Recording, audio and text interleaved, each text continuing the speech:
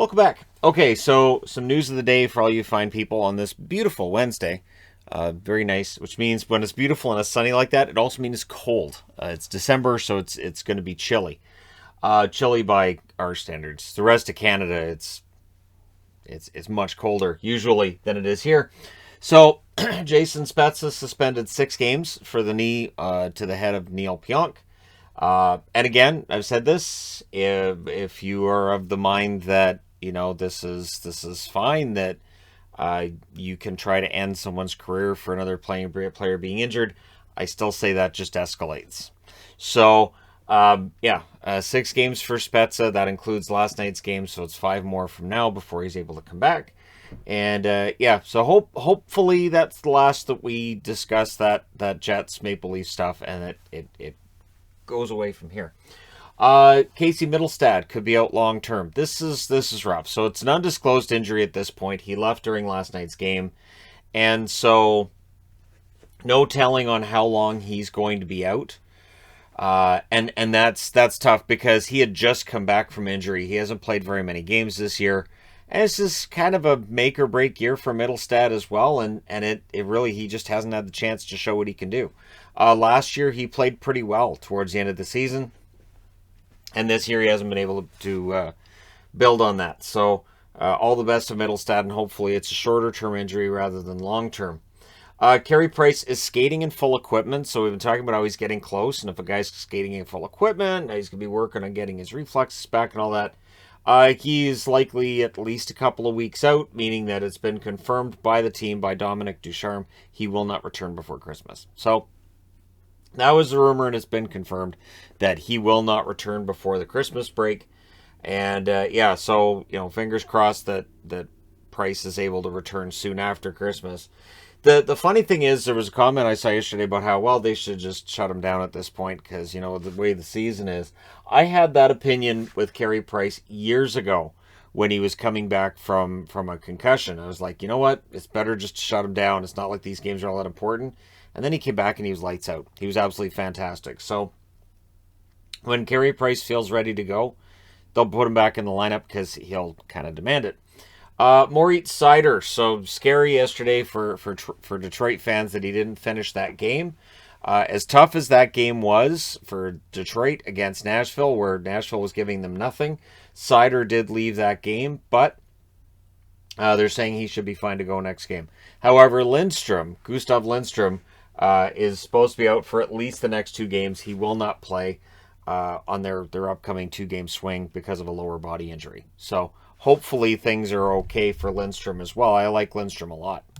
I mean, part of the fun with Lindstrom is the fact that he's 1 letter off from Lidstrom, and when you see a defenseman for Detroit named Lindstrom, you're going to want to say Lidstrom, and it's fun during broadcasts to see how many times people accidentally throw that in there.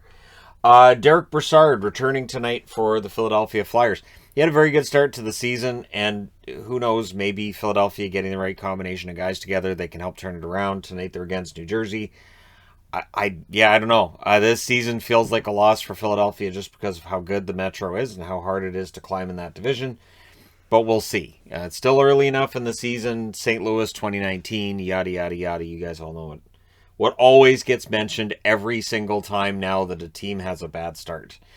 I swear, a team could go 0-30, and they'd be like, well, yeah, but remember St. Louis in 2019? They were the worst team in the league, which they were never really the worst team in the league that year. But anyways, I know they were at the bottom of the standings, but they weren't the worst team in the league at that point. But again, Brassard returns tonight. Hopefully Philadelphia is not the worst team in the league, right? Pesce and D'Angelo have been cleared. So they're out of protocols. They've been cleared. However, if you tested positive in the last 14 days, you must quarantine coming into Canada. Therefore, they will not play the upcoming 3 games in Canada. So that means that the depth on the blue line is still going to be a question mark with them. But they played well last night against Winnipeg without them. So Pesce and D'Angelo will be good to go and ready for them when they re-enter the United States once the next 3 games are done. So, yeah, because if they come into Canada, they have to go into quarantine because they tested positive in the last 14 days. All right, Darcy Kemper returns tonight for Colorado, so that's great news for Colorado in that, well, Kemper has had some up and down starts. It is an upgrade from Johansson and Anunen. Anunen likely, will get there, just may not be quite ready yet. And Johansson, depending on the night, you may get good goaltending, you may get questionable goaltending. So Kemper being back is a huge boost for the Colorado Avalanche. Good news, bad news with Jujhar Khaira. The good news is he's out of the hospital. He is being given a prognosis where he will make a full recovery. It was a scary incident last night. Nothing from NHL Department of Player Safety today. I don't think there will be because he's hit in the chest first and there's some head contact there. But this is something that can be argued because this is absolutely the case.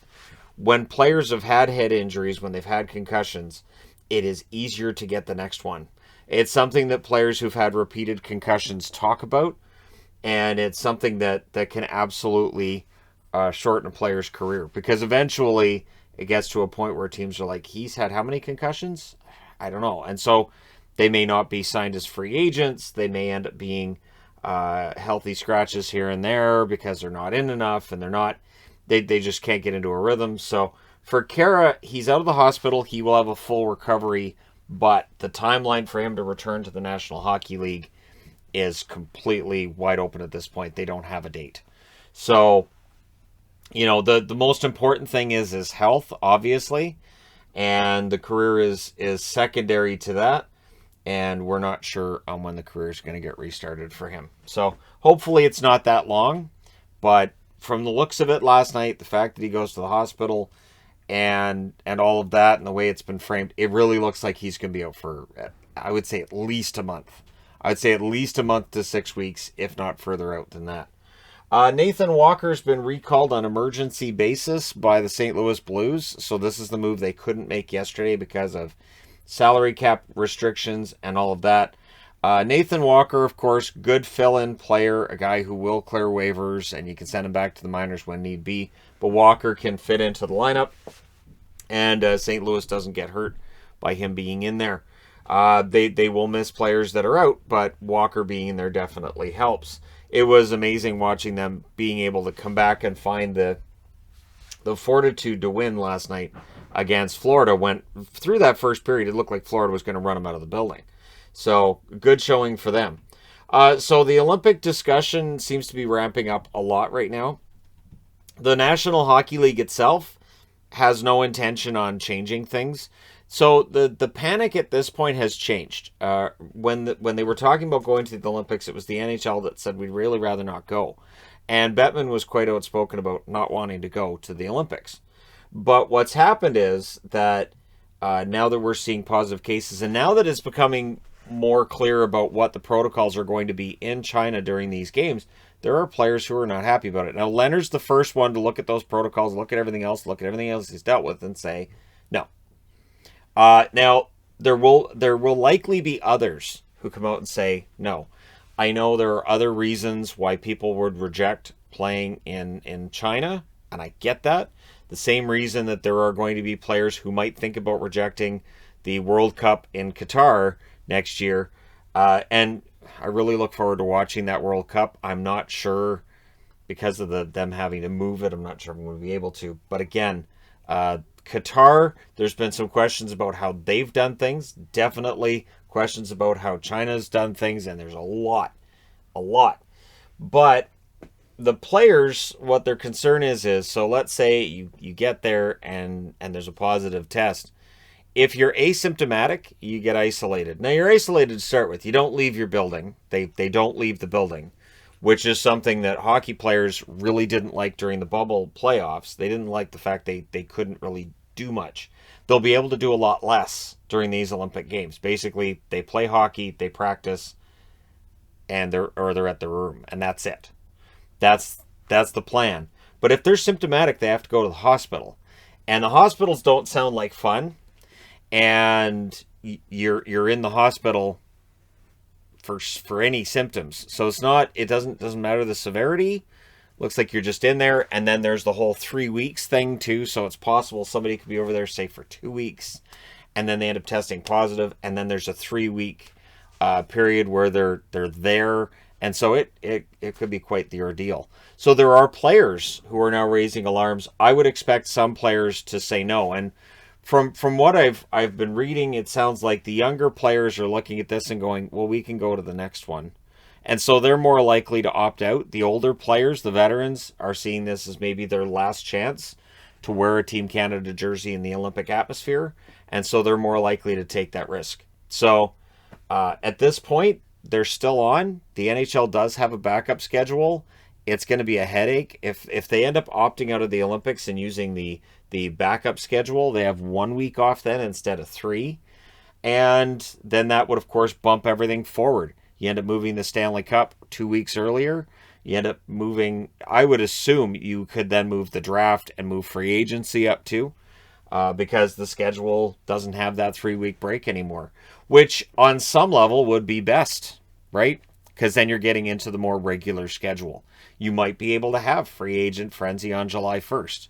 You might be able to have that draft, a week prior to that, and then get back into a schedule where the first week of October, hockey games are taking place for the 2022-2023 season.